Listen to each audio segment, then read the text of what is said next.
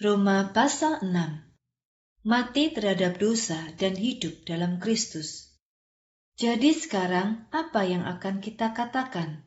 Apakah kita akan terus berbuat dosa supaya kita menerima anugerah yang lebih besar? Tentu saja tidak.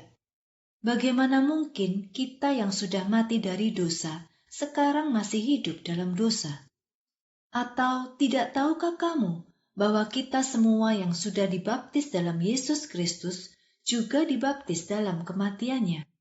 Ya, kita sebenarnya sudah dikubur bersama dengan Dia melalui baptisan dalam kematiannya, supaya sama seperti Kristus telah dibangkitkan dari antara orang mati melalui kemuliaan Bapa, kita juga boleh hidup dalam hidup yang baru. Kalau kita sudah dipersatukan dengan Kristus dalam kematiannya, kita pasti juga akan dipersatukan dengan Dia dalam kebangkitannya. Karena kita tahu bahwa manusia lama kita sudah disalibkan bersama dengan Kristus, maka tubuh dosa tidak lagi menguasai kita sehingga kita tidak lagi menjadi budak dosa. Sebab setiap orang yang sudah mati sudah dibebaskan dari kuasa dosa.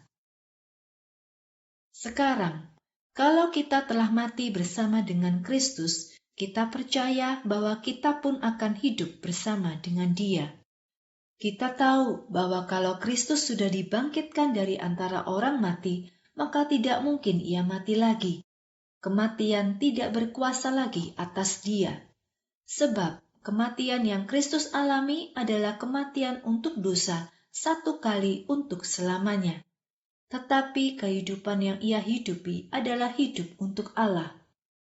Jadi, kamu juga harus menganggap dirimu mati untuk dosa dan hidup untuk Allah dalam Yesus Kristus. Sebab itu, jangan biarkan dosa menguasai tubuhmu yang fana, supaya kamu tidak menuruti keinginannya yang jahat. Jangan serahkan anggota-anggota tubuhmu untuk melakukan dosa, sehingga menjadi alat untuk melakukan perbuatan yang jahat. Tetapi serahkanlah dirimu kepada Allah sebagai orang-orang yang dulu mati dan yang sekarang hidup. Persembahkanlah anggota-anggota tubuhmu kepada Allah untuk menjadi alat kebenaran. Dosa tidak akan menguasai kamu karena kamu sekarang tidak lagi hidup di bawah hukum Taurat, tetapi di bawah anugerah. Hamba kebenaran. Jadi, bagaimana sekarang?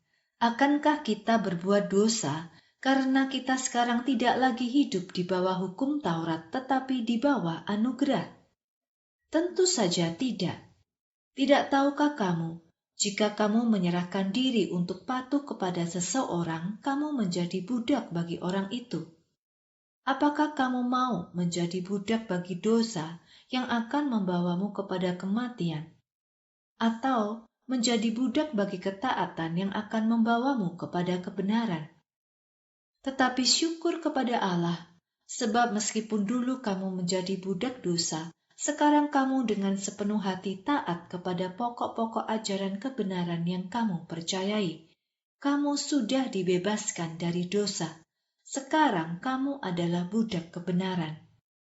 Karena kelemahanmu sebagai manusia, maka aku berbicara kepadamu dengan pengertian manusia. Dulu, kamu menyerahkan anggota-anggota tubuhmu sebagai budak hawa nafsu dan kejahatan, sehingga membuatmu semakin bertambah jahat. Sekarang, serahkanlah tubuhmu sebagai budak kebenaran yang akan membawamu kepada kekudusan. Ketika kamu menjadi budak dosa, maka kebenaran tidak menguasaimu. Keuntungan apakah yang kamu dapat dari perbuatan-perbuatan yang membuatmu malu sekarang? Akhir dari semua itu adalah kematian. Tetapi sekarang, kamu sudah dibebaskan dari dosa, dan kamu sudah menjadi budak Allah. Keuntungan yang kamu dapatkan sekarang adalah kekudusan, dan hasil akhirnya adalah hidup yang abadi.